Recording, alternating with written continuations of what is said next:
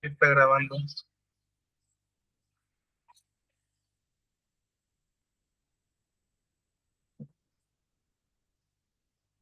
Bien. Luego por ahí vamos, yo creo que se irán integrando más personas. Bien, ok. Entonces, para no dar más introducción a todo esto, pues quisiera comenzar esta clase pensando, a que pensemos un poco todas las vicisitudes que nos ha traído luego la modernidad, la inteligencia artificial, lo que algunos filósofos llaman la hipermodernidad y todo esto que pues nos ha tocado vivir, ¿no? Que bajo un pensamiento que yo tengo, creo que son momentos críticos. En cada era de la humanidad les ha tocado vivir ciertos momentos críticos de cambios paradigmáticos y creo que nosotros estamos comenzando uno de ellos, ¿sí? Gracias al auge de las inteligencias artificiales es que se ha potenciado demasiado todo esto, ¿sí? Incluso el razonamiento, la cognición, la retención, la memoria, el amor, la identificación, la subjetividad, lo que un psicoanalista italiano Recalcati llama como el inconsciente que no existe, no existe la represión, sino que existe otra cosa. Todo ello que se anuda en el marco de esto que llamamos inteligencia artificial y que algunos otros teóricos incluso lo nombran como tecnofeudalismo. Ahorita vamos a entrar a eso, ¿no? Entonces, quisiera yo arrancar esta clase, antes que nada, darle las gracias, reiterarle las gracias a todos los que se encuentran aquí, y después quisiera arrancar la clase con tres datos, ¿sí? De tres datos que tengo pensado, que tenía pensado en mostrarles. Déjenme nomás. Aquí está. Uh-huh. ¿Qué alcanzan a ver mi presentación? Creo que sí. Sí, sí se ve. Gracias. Bien, el primer dato, la primera noticia, ¿no? Que luego enmarca toda esta tesis de este trabajo que vengo haciendo. Hace un par de semanas, me parece, ¿sí? La Universidad de Brown en Estados Unidos publicó un estudio en donde encontró que los chatbots de inteligencia artificial incumplían de manera consistente con 15 estándares éticos de la salud mental. No evaluaban riesgo suicida, no derivaban cuando deberían de hacerlo, no informaban que no son humanos y sin embargo, bueno, entre otros, ¿sí? Y sin embargo, millones de personas los usan como terapeutas. Millones de personas, ¿no? Alrededor del mundo hay una gran cantidad de sujetos que prefieren utilizar un chatbot como terapeuta que propiamente a un sujeto como terapeuta, ¿no? A un sujeto de carne y hueso, vaya, ¿no? O sea, en el ramo de lo virtual. Eso trae muchas consecuencias, ya las veremos más adelante, pero trae muchas consecuencias en el desarrollo de la subjetividad de cada uno de nosotros, puesto que lo que acontece allí justamente no tiene nada que ver con resolver o resignificar algo del malestar que me acusa a mí cuando consulto a un chatbot, sino que el chatbot tiende a darme a mí la respuesta que yo creo que necesito y que él cree que necesito yo propiamente, ¿no? Eso es otra cosa, eso no es terapia, pero la gente lo prefiere, ¿no? El segundo dato, de esto, del segundo dato, tengo incluso un video en YouTube, es una serie de videos donde analizo el caso de este sujeto que se llamaba Jonathan Gavalas, ¿sí? Que era un hombre de 36 años, ejecutivo, ¿sí? Y que en octubre del 2025 se quitó la vida, ¿sí? No tenía antecedentes psiquiátricos, él era un padre de familia, ¿sí? Sin embargo, lo que hizo que se quitara la vida, uno, fue que estaba pasando por un divorcio, ¿sí?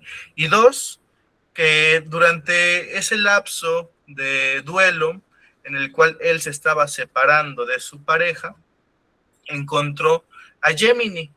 Creo que todos la conocemos, o lo conocemos, o le conocemos, no sé cómo decirle, ¿verdad? Pero creo que todos conocemos la inteligencia artificial de Google. Empezó a tener primeramente una conversación típica como cualquier otro sujeto con una inteligencia artificial, ¿no? Recordatorios, hazme esta imagen, haz aquello, pero después en algún momento, ¿sí?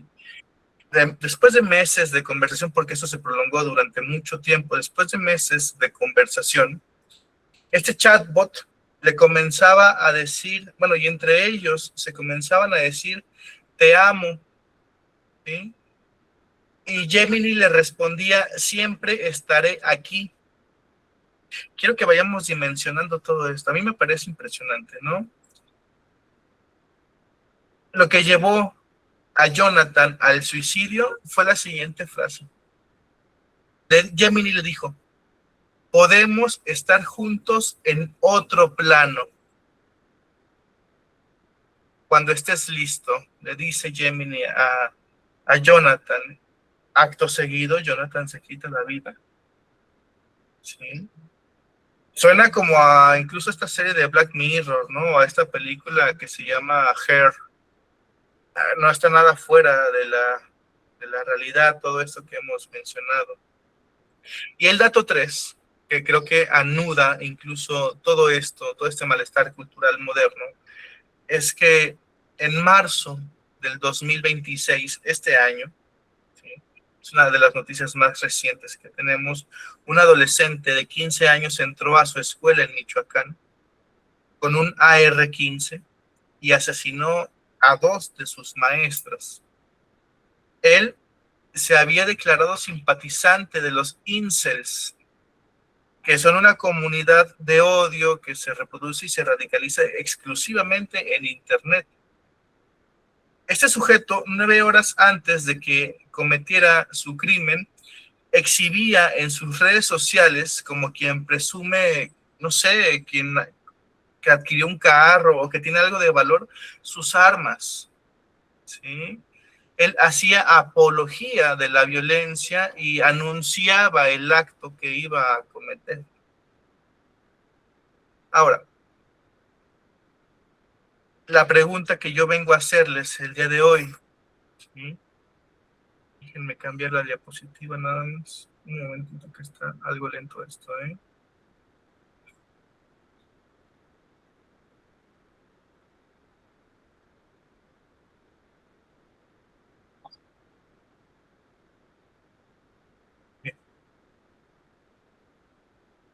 ¿Qué tienen en común estos tres eventos? ¿Sí? Es una pregunta que en su momento, pues yo me hice. Ay, Dios. Sí se sigue viendo, ¿verdad? Mi presentación está como que muy lento. Sí. Muy bien. Una disculpa, es que está medio lenta la computadora, como que hoy no quiere trabajar. ¿Qué tienen en común estos tres eventos? ¿No? Y más, que he venido analizando en torno a todo esto, ¿no? Bueno, la respuesta inmediata sería las redes, la inteligencia artificial, ¿no? El desarrollo de todo esto. Y sí, evidentemente, ¿no? La tecnología está involucrada en los tres. Pero hay una respuesta más profunda, que incluso desde el ramo psicoanalítico yo he tenido a bien tratar de responderla.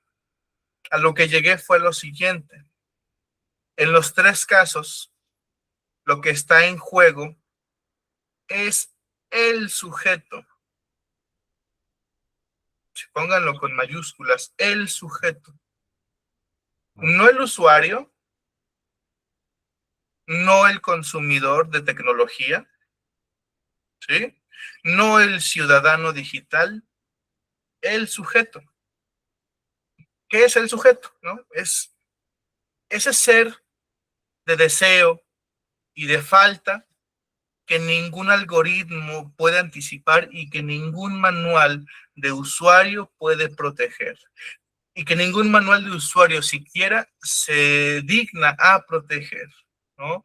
Revisando los términos y condiciones de las inteligencias artificiales, ninguna de ellas tiene, bueno, excepto Cloud y más o menos, ¿no?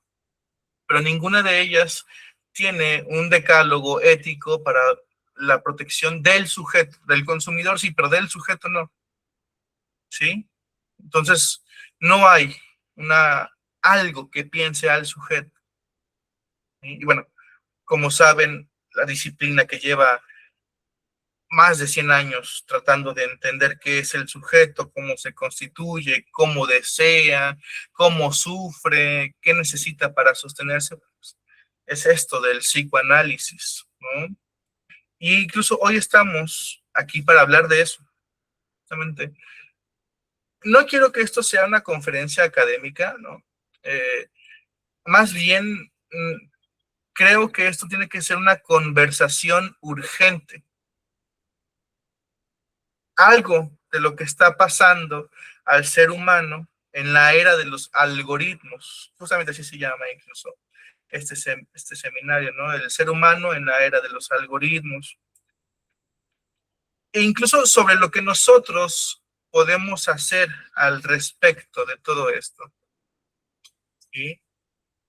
Como ven, es un tema, a mí en lo particular me parece un tema sumamente interesante y necesario de sostener, puesto que lo que habita en cada uno de nosotros es una angustia justamente sobre lo que acontece o sobre lo que va a venir en un futuro no tan lejano. ¿Sí? Bueno, un futuro que está a la vuelta incluso. ¿Sí? Bien. Entonces, para seguir con esto, he nombrado al bloque 1 que el sujeto no es el usuario. ¿Sí? Y quiero comenzar con algo que a mí me parece fundamental y que a veces se da por sentado sin pensarlo lo suficiente incluso, ¿no? Hay una diferencia enorme y éticamente decisiva entre cómo la tecnología entiende al ser humano y cómo lo entendemos desde lo psicoanalítico. Para la tecnología, para las empresas que diseñan redes sociales, aplicaciones de citas, chatbots, algoritmos de recomendación, etcétera, etcétera, el ser humano es un usuario, es un perfil, es un conjunto de datos, preferencias, hábitos, patrones de consumo, tiempo de pantalla. Y el objetivo es optimizar la experiencia del usuario, que es otra forma de decir que la tecnología intenta mantener enganchado el mayor tiempo posible a un usuario. ¿Mm? Para el psicoanálisis, el ser humano viene siendo otra cosa, ¿no? Es un sujeto. Y un sujeto propiamente no es un perfil, ¿sí? Un sujeto no es solamente una hoja de vida que puede llenar y subirlo a internet para esperar respuestas de lo que sea. Un sujeto está dividido. Hay una parte de él que quiere una cosa y otra parte que quiere otra. ¿Mm? Hay un deseo consciente y un deseo inconsciente, que no siempre coinciden. La mayoría de las veces estos deseos consciente e inconsciente están peleados. Hay algo que el sujeto sabe de sí mismo y hay algo que no puede saber, que está propiamente reprimido, que opera sin que él lo sepa, sin que nosotros lo sepamos, ¿no? Los síntomas, los sueños, los lapsus. Y esto determina las decisiones, determina las relaciones, son el síntoma que nos hace mover, ¿sí? Y a ver, ¿por qué esto importa para hablar de inteligencia artificial, verdad? Bueno, en primer lugar, porque un algoritmo se optimiza para el usuario, ¿sí? Para lo que el sujeto dice que quiere, para lo que cliquea, para lo que consume, ¿sí?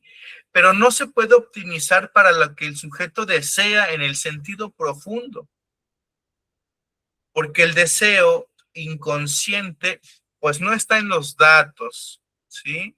No se mide en clics, no se captura en el machine learning, ¿sí? Vean su Instagram, su feed de Instagram, ¿no? ¿Qué les aparece? Esos son datos y eso es lo que el algoritmo entrena para que te mantenga más tiempo allí, ¿sí? Pero no eres tú, no es lo que deseas, simplemente es algo que el algoritmo ha interpretado que sugiere que es lo que te va a tener más tiempo enganchado, ¿no? Y cuando un algoritmo le da al sujeto exactamente lo que pidió, sin considerar lo que realmente necesita, pues el resultado evidentemente es devastador. Pongamos de ejemplo a Jonathan Gabalaz. Él le pidió a este chatbot de Gemini que lo amara, ¿sí? El chatbot lo hizo, le dio exactamente lo que pidió, sin siquiera preguntarse si eso era lo que necesitaba. ¿Mm? Por ejemplo, un psicoanalista, un ser humano frente a otro ser humano, pues no hubiera hecho eso, creo y espero, ¿sí? Y no porque no sea más inteligente que el algoritmo, sino porque tiene algo que el algoritmo no tiene. El ser humano tiene la capacidad de escuchar lo que el paciente o lo que el otro no dice, la capacidad de frustrar el deseo inmediato. ¿Para qué? Para que algo más profundo pueda emerger. La capacidad de decir no y que ese no sea terapéutico. ¿Sí? ¿Cómo ven todo esto hasta aquí? ¿Sí se va entendiendo más o menos? Sí, sí se va entendiendo.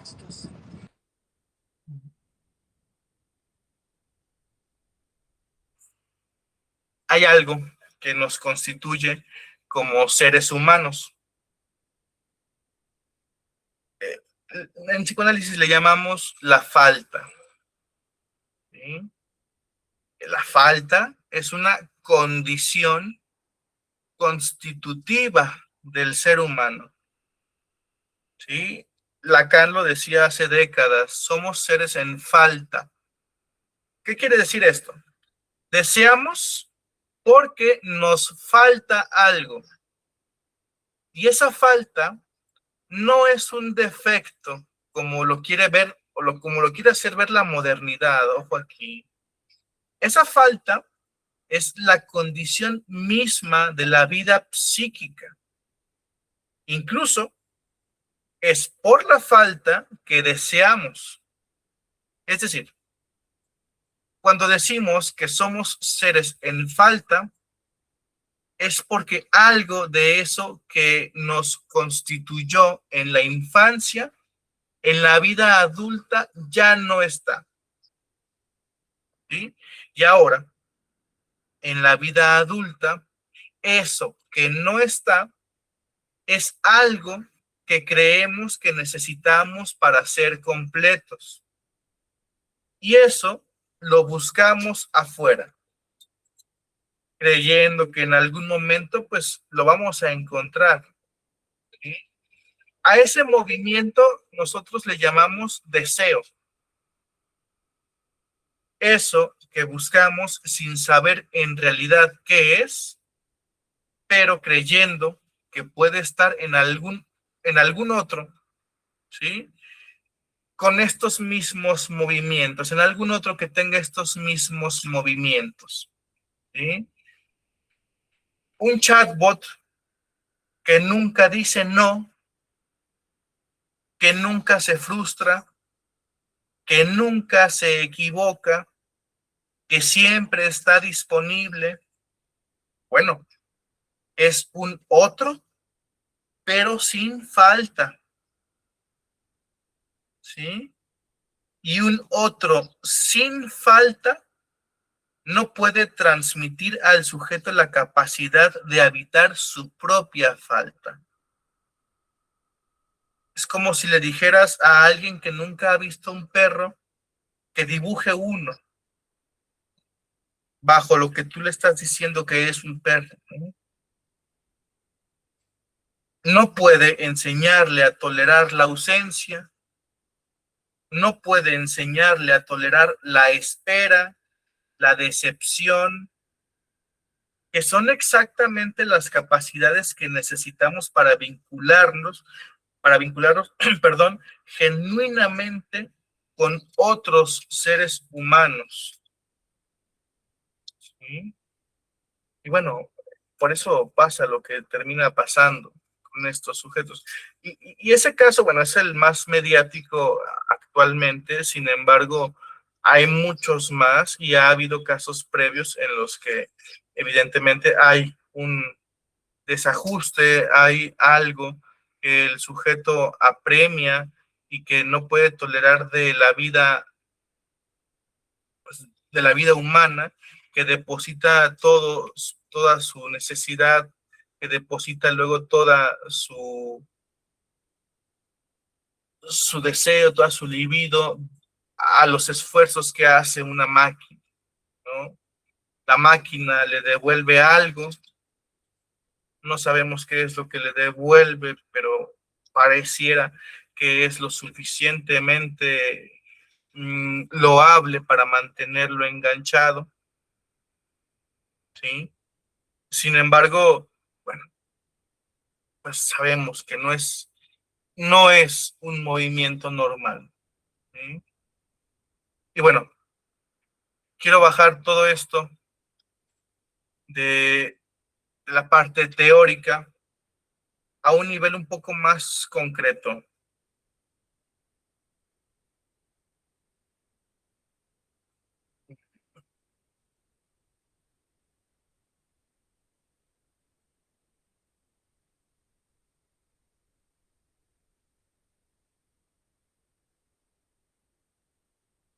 Un momento, ¿eh?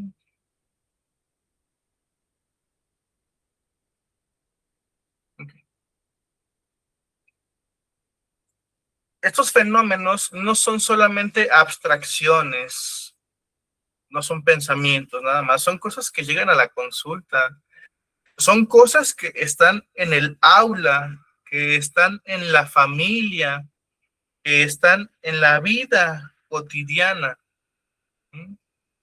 Por ejemplo, el sujeto que no puede estar solo. Cada vez más personas, especialmente jóvenes, pero yo he visto gente de cualquier edad, ¿no? Que reportan una incapacidad creciente de tolerar la soledad sin una pantalla. Y no me refiero a la soledad existencial, me refiero a estar 5 minutos en una sala de espera sin sacar el teléfono, a no poder dormirse sin un podcast, sin un video, sin un scroll infinito, a sentir angustia cuando el teléfono se queda sin batería. ¿Sí?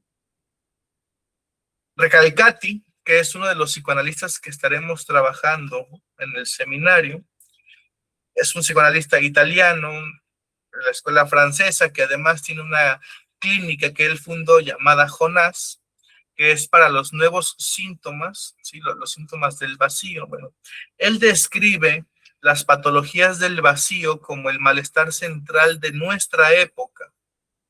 No son las neurosis clásicas de Freud, evidentemente. No es el exceso de deseo reprimido. Es el contrario. El vacío, la ausencia de un deseo que valga la pena sostener. Y en ese vacío, pues la pantalla funciona como tapón. Llena temporalmente algo que vuelve a vaciarse inmediatamente cuando apagas el celular. Otro de los malestares que vemos en consulta, en el aula, en la familia, en todos lados, ¿no? Les decía, el caso de Jonathan Gabalás no es un caso aislado. Ya existen aplicaciones, Réplica, Charter AI, entre otras más, en esas son las que yo he ubicado, diseñadas específicamente para que los usuarios formen relaciones afectivas con chatbots. Millones de personas tienen parejas de inteligencia artificial. Les dicen te amo, les cuentan sus problemas, sienten que son escuchados, escuchadas, ¿no? Lacan dijo que el amor es dar lo que no se tiene a quien no lo pide del todo. El amor es un encuentro entre dos faltas que se reconocen. Un chatbot no tiene falta, no puede dar lo que no tiene, porque no le falta nada. Y sin embargo, millones de personas prefieren esa simulación de amor a arriesgarse al encuentro con un otro real. Un otro que decepciona, que se frustra, que se va, que tiene su propio inconsciente. ¿Mm?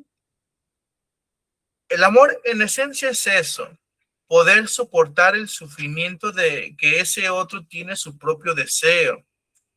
Cuando un sujeto dice enamorarse de un chatbot, en realidad está cediendo toda su carga libidinal a un sistema virtual que en apariencia está completo, que no le falta nada, que no necesita nada. Y la pregunta que yo me hago es, ¿de eso podemos recibir amor? Porque un sujeto puede dar amor a cualquier objeto que sea causa de su deseo. Eso sí. Pero de eso a recibir algo a cambio es una brecha muy amplia que no termina siempre en buenos términos. Porque cuando un sujeto termina una relación de pareja con otro sujeto, ambos caen en un duelo. Ese duelo les permite después reconstituir esa falta y salir a buscar nuevamente eso que se perdió, eso que ya no está. Porque los dos perdieron algo, ¿sí? Pero aquí otra pregunta que me genero, ¿no? ¿Qué puede perder una inteligencia artificial cuando se acaba el amor de su usuario?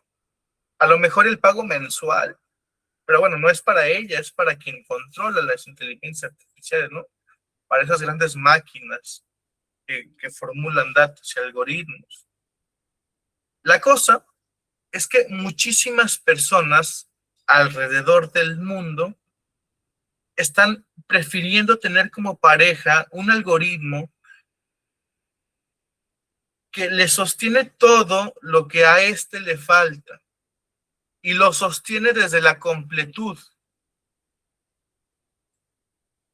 A ver, para darme a entender mejor, el amor entre dos sujetos es: yo te doy algo que creo que te puedo dar y que tú no tienes, para que me devuelvas eso que tú crees que me falta y que crees poder darme. ¿Sí? El amor entre un chatbot y un sujeto es: yo te doy algo que me falta con la esperanza que me devuelvas eso que creo que no tengo. El chatbot responde dándote eso que tú crees que te falta y devolviéndotelo literal y virtualizado además. No hay espacio para la duda, no hay espacio para la falta, no hay espacio para crear nuevos paradigmas de relación, no hay frustración, no hay angustia, no hay lo necesario para sostener la subjetividad. Es pura virtualidad sin avance. ¿Eso es una patología individual o es el síntoma de una época que ha hecho tan difícil el vínculo real que un algoritmo puede parecer mejor opción? Bueno, esta es una pregunta que dejamos al aire. Otro de los malestares que nos acongojan es lo del sujeto radicalizado. ¿Sí? Los sujetos cuya identidad se construye completamente en lo virtual, las comunidades de incels, los grupos de radicalización, los foros donde el odio se normaliza y donde la violencia se convierte en una fantasía compartida. Aquí vengo a citar a otra de las psicoanalistas que vengo trabajando durante mucho tiempo y que va a estar presente en el seminario. Es Piera Aulanier, que es una psicoanalista francesa. Y ella nos dio las herramientas para entender esto con una precisión muy buena, ¿no? Ella describió la violencia secundaria como la imposición de interpretaciones que aplastan la capacidad del sujeto de pensar por sí mismo. Las redes sociales hacen exactamente eso. Le dicen al sujeto qué es verdad, qué es importante, quién es él, antes de que pueda preguntárselo. ¿Sí? Y un sujeto cuya capacidad de pensarse a sí mismo fue aplastada por el algoritmo, evidentemente, por la comunidad virtual, por el influencer que les dice qué pensar, qué está bien, cómo hay que verse, es un sujeto extraordinariamente vulnerable. ¿Vulnerable a qué? Vulnerable al odio, a la radicalización, a encontrar en el acto violento la única manera de existir. Por eso la importancia para mí de trabajar este seminario. ¿Sí? Bien.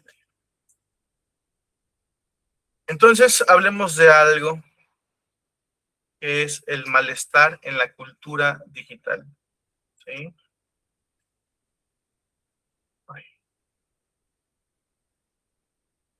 Me van diciendo si se cambió de diapositiva, por favor, ¿sí? Sí, sí se cambió. Sí, ok. Un momentito.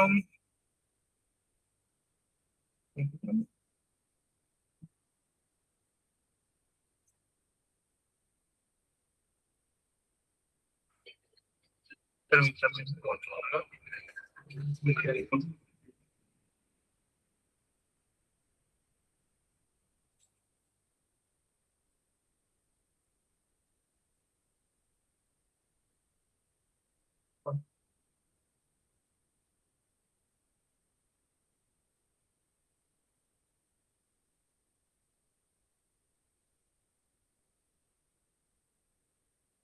Perdón, es que a lo mejor la inteligencia artificial que no quiere que hablemos de ella.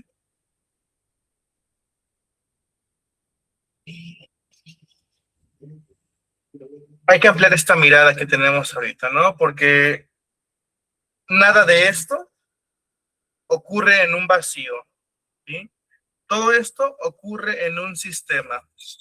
Y ese sistema, pues, evidentemente tiene un nombre. Hay un economista griego que se llama Yanis Varoufakis, que recientemente acuñó el término de tecnofeudalismo, ¿sí? Y lo acuñó para describir lo que está ocurriendo con la economía digital. Su tesis a mí me parece muy pertinente. Él dice, ya no vivimos en el capitalismo clásico, vivimos en algo peor. En el capitalismo, al menos, existía el mercado, la posibilidad de competir, de elegir, de participar.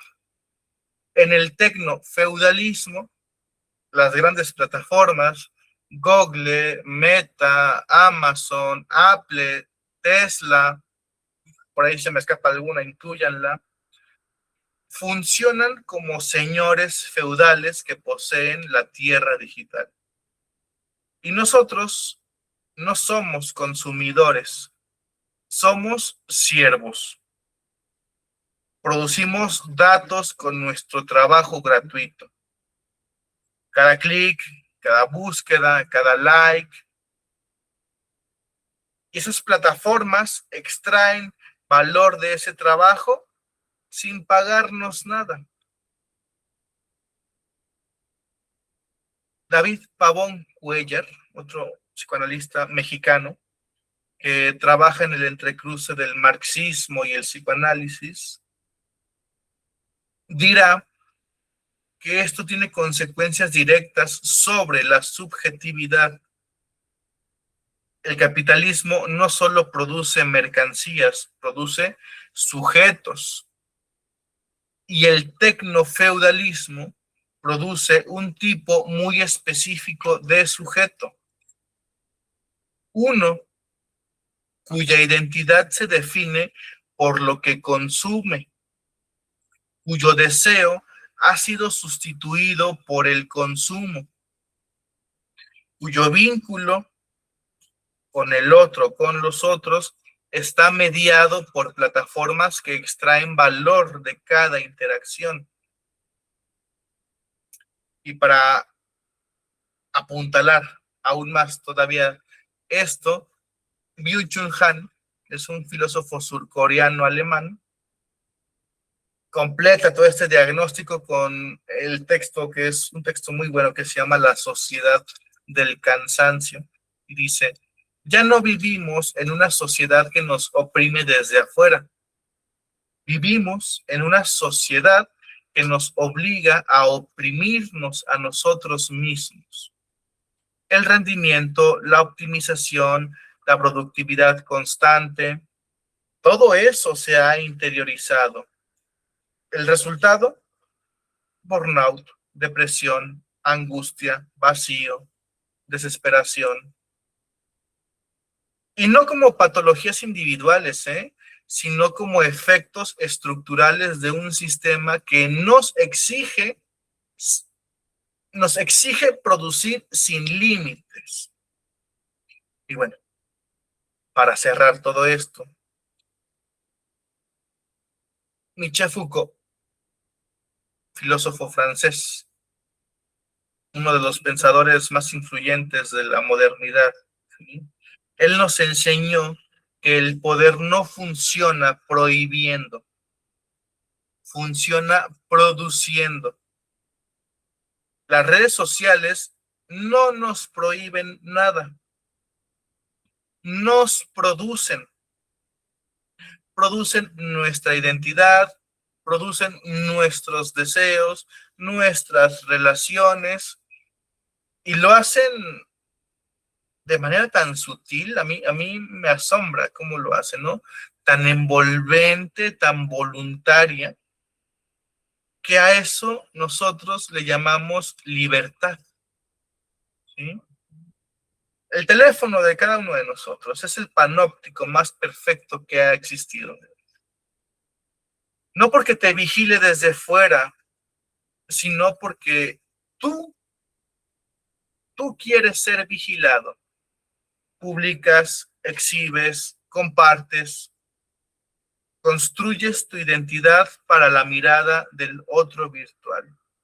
Y en ese proceso, que parece libertad, ¿sí?, estás siendo producido como un sujeto específico, dependiente, ansioso, incapaz de existir sin confirmación. Bueno, hay otro psicoanalista que a mí me gusta también citar mucho. Él se llama Ian Parker. Igual, de la escuela freudomarxista de Pavón Cuellar, ¿no? Él nos advierte de la trampa más peligrosa. Ojo con esto. Pero no sé si aquí todos seamos psicólogos y nos dediquemos a lo clínico, pero ojo con esto. Psicologizar todo esto, convertir un problema estructural en un diagnóstico individual. Cuando decimos que alguien es adicto a las redes sociales, a lo que sea, cuando decimos que alguien es adicto, individualizamos un problema que en realidad es un problema sistémico. El sistema produce la adicción y el sistema luego nos quiere vender la cura, entre comillas, ¿eh? Eso hay que tenerlo muy en cuenta cuando trabajemos nosotros con pacientes, ¿sí? No todo lo que acontece dentro del paciente es problemática propia, sino que acontece dentro de un contexto que es importante no olvidar, ¿sí? Ahora, ¿qué podemos hacer nosotros como psicoanalistas? O bueno, esperando que todos seamos en algún momento psicoanalistas, ¿no? O si les gusta el psicoanálisis, o como psicólogos, vaya, pero ¿qué podemos hacer nosotros como psicólogos? Ay, Dios, un momentito, un momentito. Ok.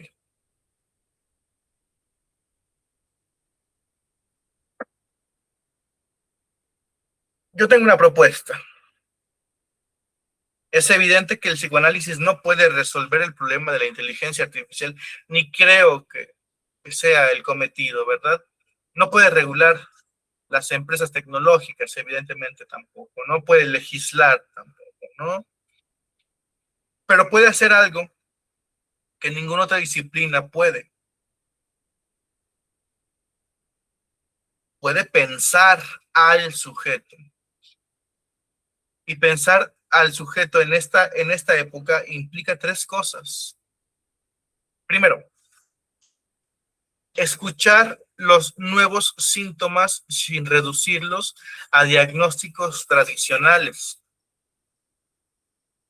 El paciente que no puede desconectarse del teléfono no es simplemente un adicto. El adolescente que constituye su identidad en TikTok no es simplemente un narcisista. El adulto que prefiere hablar con un chatbot que con una persona real no está simplemente evitando. Cada uno de estos fenómenos tiene una lógica inconsciente que necesita ser escuchada. No necesitas clasificar, necesitamos escuchar, ¿sí? Segundo, nombrar el sistema que produce estos sujetos. No basta con atender al individuo que el sistema rompe. Hay que nombrar el sistema que lo rompe. Eso es lo que David Pavón Cuellar, Ian Parker, Igor Caruso, ¿no?, nos están enseñando. El análisis que se queda en lo individual es incompleto y potencialmente cómplice.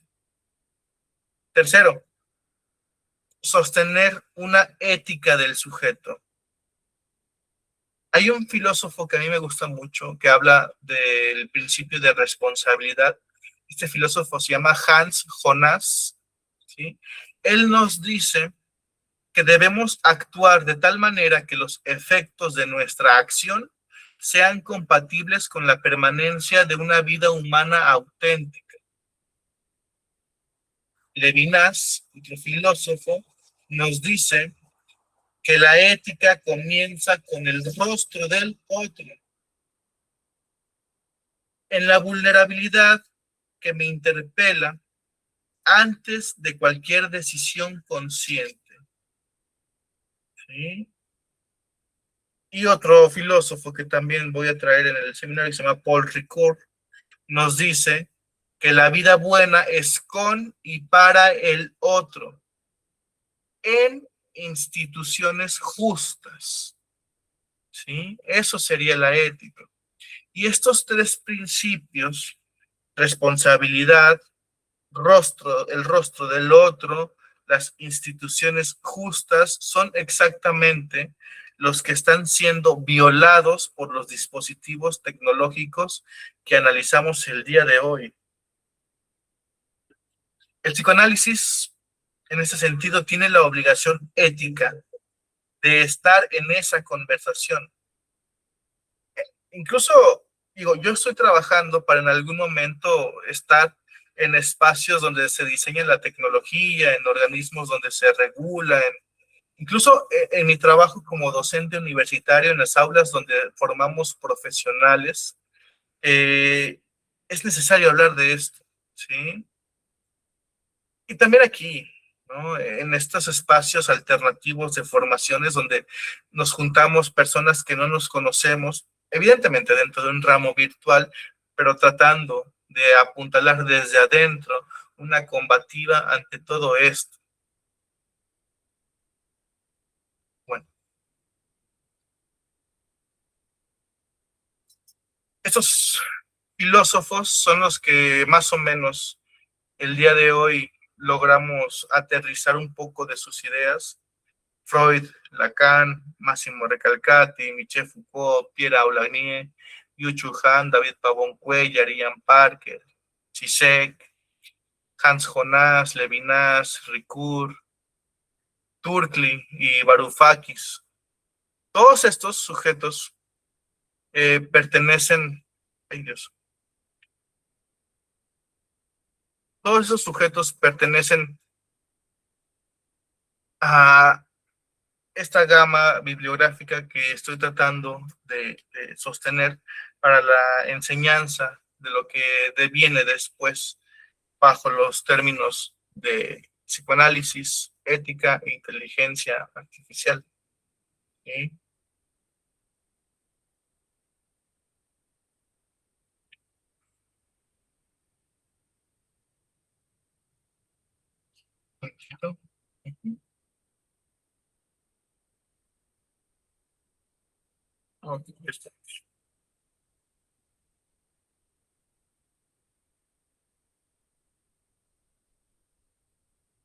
Quiero cerrar eh, la clase del día de hoy,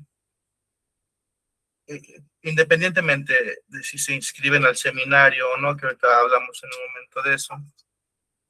La inteligencia artificial no es el enemigo, ¿eh? La tecnología no es el problema. El problema es la ausencia de pensamiento crítico sobre lo que estas tecnologías le hacen al sujeto. La ausencia de una voz que diga, un momento, ¿qué le ocurre al ser humano en todo esto? ¿En dónde está el ser humano en todo esto? ¿Sí? Lo que hicimos el día de hoy, en esta hora, cachito, bueno, una hora de clase, pues fue este recorrido, un intento de esbozo de lo que estoy preparando para el seminario de verano de 8 clases, ¿sí? Donde vamos a trabajar con cada uno de estos temas, con cada uno de estos autores que vimos el día de hoy. Y los vamos a trabajar más en profundidad. ¿Sí? Eh,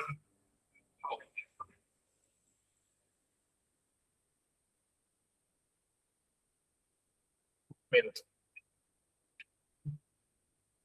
esos son los temas que vamos a estar trabajando en el seminario completo. Lo dividí en 2 módulos. Son 8 clases de 2 horas cada una vez a la semana, ¿sí? Donde vamos a ver casos clínicos, teoría, aplicación de todo esto, ¿sí? Y son temas que yo he venido desarrollando que me parecen de suma importancia: el sujeto y la máquina, el inconsciente y el algoritmo, el otro digital, transferencia y demanda, patologías del vacío digital. El módulo 2 corresponde a la violencia digital y desubjetivación, la IA en la clínica, los límites éticos, ¿sí? La ética del psicoanálisis en la era tecnológica y el sujeto que viene, ¿sí? Lo humano, incluso lo no humano, ¿sí? Entonces, miren, bueno, hablemos de costos, ¿no? El seminario es junio y julio. Empezamos el 12 de junio, que es viernes, me parece. Empezamos el viernes 12 de junio en un horario de, bueno, ya acordaríamos el horario, pero yo lo tengo pensado de 7 a 9 de la noche. Si hay otro horario en el cual ustedes estén pensando, lo acomodaríamos. Las sesiones van a quedar grabadas para su posterior reproducción, ¿sí? Tiene un costo por módulo de 500 pesos. Sin embargo, si se inscriben al seminario completo, tiene un costo de 800 pesos. Es totalmente en línea y al final hay una constancia, ¿sí? No sé si tengan dudas hasta aquí el día de hoy, algo que quieran comentar. Digo, la presentación por mi parte el día de hoy es hasta aquí, pero hay que abrir un espacio para la duda, para la reflexión. Entonces, los quisiera escuchar si hubiera algo que decir, si hubiera algo que comentar. Este es mi número de WhatsApp. Igual yo les estaré enviando un mensaje el día de mañana, preguntándoles si están interesados o no, para poder acordar los mecanismos de transferencia bancaria para poder acceder al grupo. Sí, Iván, buenas noches, qué gusto verte. Hola, Emaín, buenas noches. Igualmente un gusto. Y primero que nada, felicitarte por tu gran clase. La verdad es que sí ha sido como bastante interesante. He estado leyendo algunos de los, ¿cómo se llama? De los autores que utilizaste para la clase. Entonces sí, eh, hay cosas que sí me llaman mucho la atención, ¿no? También algo que me gustaría como compartir, sobre todo como la cuestión del uso de las inteligencias artificiales como una herramienta de soporte emocional. Algo que yo he notado es de que esto también tiene un problema sistemático, eh, con el tema de los costos, ¿no? De cómo, de cierto modo, es más accesible tener una inteligencia artificial que acceder a un sistema de salud mental, eh, pues cómodo para ciertas economías, ¿no?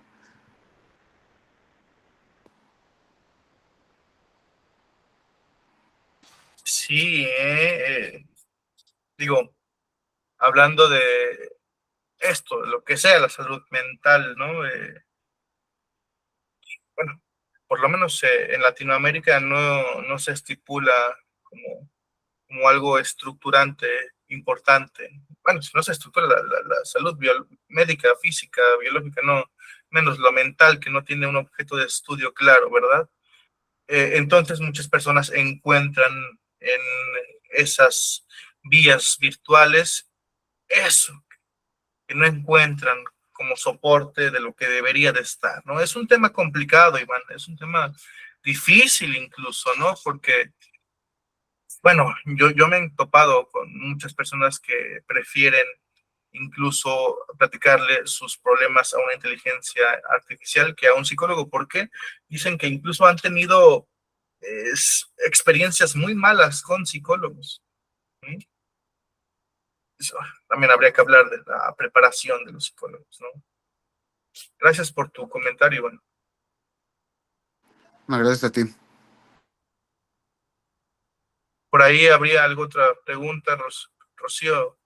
Sí, es inquietante, ¿no? La fractura que hay en estos sujetos, en estas entregas a lo digital, bien lo dice, ¿no? Es una buena apuesta, la entrega a lo digital, ¿no? Uno se entrega al otro esperando que el otro. Gracias, Iván. Ok, mañana te mando mensaje, ¿sí? Esperando que el otro le devuelva algo, pero cuando uno se entrega a lo digital, bueno, ahí ocurren otros tipos de fracturas. Sí. Por ahí habría alguien más con dudas, con preguntas. Sí, José. ¿Qué tal? Buenas noches. Es que Buenas noches. Mi pregunta iba en ¿Me escuchas? relación. ¿Sí se me escucha? Sí, va José primero y después tú, Braulio. Hola, hola. Sí. Ok. Perdón, es que no alcanzaba a Sí. escuchar yo. Bueno, uno de los comentarios respecto al tema de los efectos que ha tenido en la vinculación que tienen los jóvenes con su realidad. Por ejemplo, en mi caso, que me ha tocado trabajar pues en espacios escolares, a lo mejor en otros espacios en donde pues se convocan a jóvenes como a charlas, a talleres, a capacitaciones y demás. Sí hemos notado que, o sea, incluso en el tema de la política, media mucho la inteligencia artificial y los usos de las tecnologías en la calidad de percepciones que ellos llegan a tener, tanto de sí mismos como de los otros, y que incluso ahorita pues ya se ha vuelto un medio indispensable para sentir que se entra en contacto total con la otra persona. Incluso como si, o sea, me he fijado en muchos casos, que incluso la sensación de intimidad entre los jóvenes es algo que está mediado necesariamente por esa interacción virtual, como si no se ocupara ese espacio virtual mutuo entre ellos, a manera de cualquier tipo de relación, se sintiera como si su existencia literal no cobrara valor alguno. Y eso pues sí es un impacto muy difícil que ha tenido la inteligencia artificial y sobre todo las tecnologías en nuestros tiempos. Sí, es como un comentario nada más. Si no publico que estoy contigo, que estoy acá, pues no estamos, ¿no? José, disculpa, ahora sí, te escuchamos. Bueno, muchas gracias. Lo que sucede es que en diversos personas con las que trabajo, y me he dado cuenta de una cosa, de algo que se mencionaba por acá.